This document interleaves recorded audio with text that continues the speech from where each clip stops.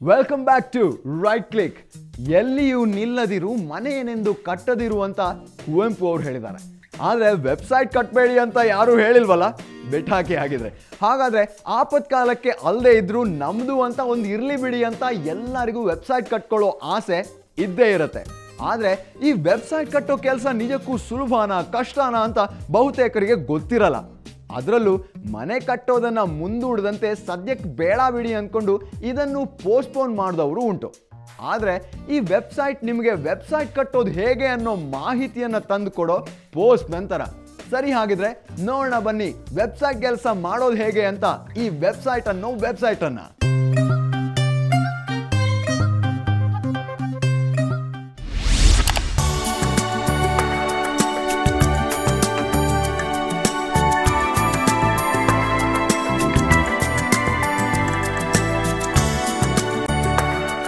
ಈ ವೆಬ್ಸೈಟ್ನ ಹೆಸರು website.com. Website ಕಟ್ಟಿಕೊಳ್ಳುವ ಬಗೆಗಿನ ಎಲ್ಲಾ ಮಾಹಿತಿಯನ್ನು ಕಟ್ಟಿಕೊಡುವ ವೆಬ್ಸೈಟ್ ಇದು. ಇಲ್ಲಿ ಸುಲಭವಾಗಿ ವೆಬ್ಸೈಟ್ ಬಿಲ್ಡಿಂಗ್ ಟೂಲ್ಗಳು, ವೃತ್ತಿಪರರು ಕ್ರಿಯೇಟ್ ಮಾಡಿದ ಟೆಂಪ್ಲೇಟ್ಗಳು, ನಿಮ್ಮ ವೆಬ್ಸೈಟ್ಗಳಿಗೆ ಬೇಕಾದ ಅಪ್ಲಿಕೇಶನ್ ಮತ್ತು ಆಡ್ ಆನ್ಗಳು ಎಲ್ಲವೂ ಇವೆ.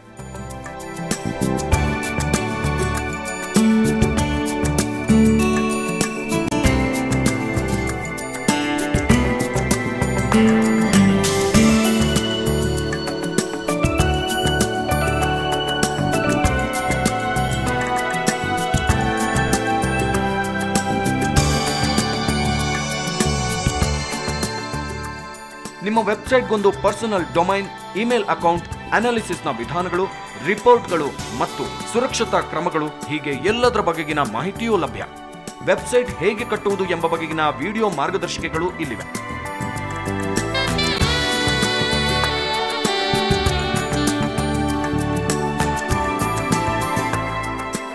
ಈ ವೆಬ್ಸೈಟ್ ಹೇಗೆ ಕೆಲಸ ಮಾಡುತ್ತದೆ ಎಂಬುದರಿಂದ ಹಿಡಿದು ನಿಮ್ಮದೇ ವೆಬ್ಸೈಟ್ ಕಟ್ಟಲು ಎಷ್ಟು ಹಣ ಖರ್ಚು ಮಾಡಬೇಕು ಎಂಬ ವಿವರಗಳು ನಿಮಗೆ ಸಿಗುತ್ತವೆ.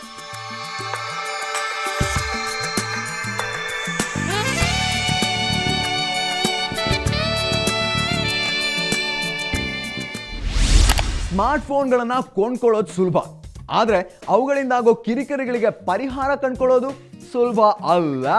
ಬೇಸಿಕ್ ಮೊಬೈಲ್ ತಗೊಂಡ್ರೆ ಒಂದು ಕಾಲ್ ಮಾಡೋದು ಇಲ್ಲ ಮೆಸೇಜ್ ಮಾಡೋದು, ಈ ಎರಡರಲ್ಲೇ ಜೀವನ ಆಗ್ಬಿಡುತ್ತೆ. ಹಾಗಾಗಿ ಈ ಸಿಂಪಲ್ ವಿಧಾನದಲ್ಲಿ ಸಮಸ್ಯೆಗಳು ಕಡಿಮೆ. ಆದರೆ ಹೊಸ ಟೆಕ್ನಾಲಜಿ ಅಂತೆಲ್ಲ ಹೋದಾಗ ಹೊಸ ಪ್ರಾಬ್ಲಮ್ಗಳನ್ನು ಎದುರಿಸಬೇಕಾಗತ್ತೆ.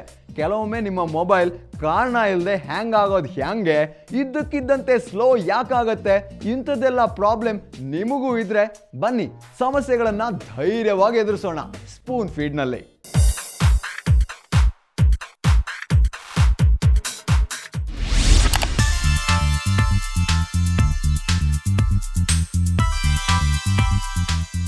ಇದು ಯಾವುದೇ ನಿರ್ದಿಷ್ಟ ಸಮಸ್ಯೆಗೆ ಉತ್ತರವಲ್ಲ. ನಿಮ್ಮ ಹೊಸ ಸ್ಮಾರ್ಟ್ ಫೋನ್ ಇದ್ದಕ್ಕಿದ್ದಂತೆ ಸ್ಲೋ ಆಗುವುದು ಅಥವಾ ಹ್ಯಾಂಗ್ ಆಗುವುದು ಆಗುತ್ತಿದ್ರೆ ಈ ಎಚ್ಚರಿಕೆ ಇರಲಿ ಅಷ್ಟೇ. ಆಂಡ್ರಾಯ್ಡ್ ಮೊಬೈಲ್ಗಳನ್ನು ಕೊಂಡಾಗ ಮೊದಲು ಎಲ್ಲರೂ ಮಾಡುವ ಕೆಲಸ ಎಂದ್ರೆ ಸಿಕ್ಕ ಉಚಿತ ಅಪ್ಲಿಕೇಶನ್ಗಳನ್ನ ಡೌನ್ಲೋಡ್ ಮಾಡಿಕೊಳ್ಳುವುದು. ಆದರೆ ಅವೇ ಅಪ್ಲಿಕೇಶನ್ಗಳಿಂದ ನಿಮ್ಮ ಮೊಬೈಲ್ನ ಕಾರ್ಯಕ್ಷಮತೆಗೆ ಪೆಟ್ಟು ಬೀಳಬಹುದು ಎಂಬುದು ನೆನಪಿರಲಿ.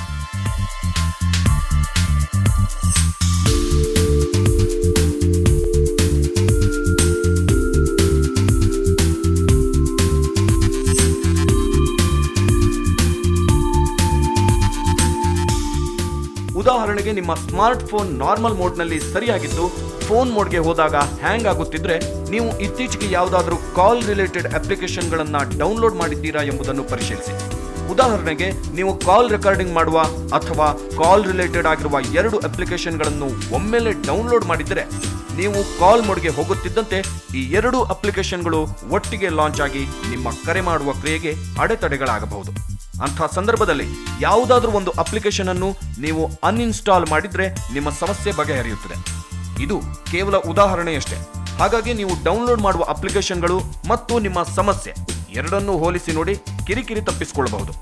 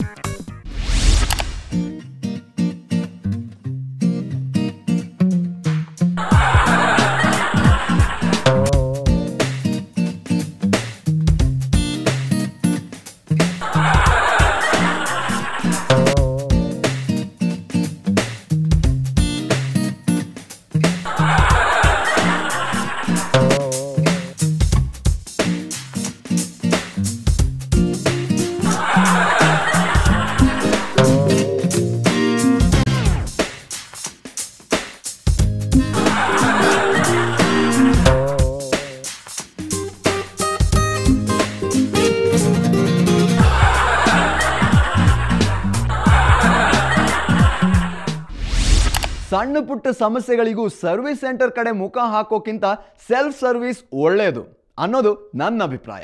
ಹಾಗಾಗಿ ಈ ಸಣ್ಣ ಟಿಪ್ಸ್ ನಿಮಗೆ ಒಂದು ಸಣ್ಣ ಸಹಾಯನಾದರೂ ಮಾಡಬಹುದು ಅಂತ ಅಂದ್ಕೊಂಡಿದ್ದೀನಿ. ಇನ್ಮೇಲೆ ನಿಮ್ಮ ಮೊಬೈಲ್ ಅಂತೂ ಫಾಸ್ಟ್ ಆಗತ್ತೆ ಅಂದ್ಕೊಂಡಿದ್ದೀನಿ.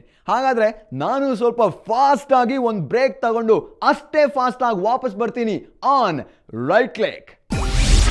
ರೈಟ್ ಕ್ಲಿಕ್ನಲ್ಲಿ ವಾಟ್ ನೆಕ್ಸ್ಟ್?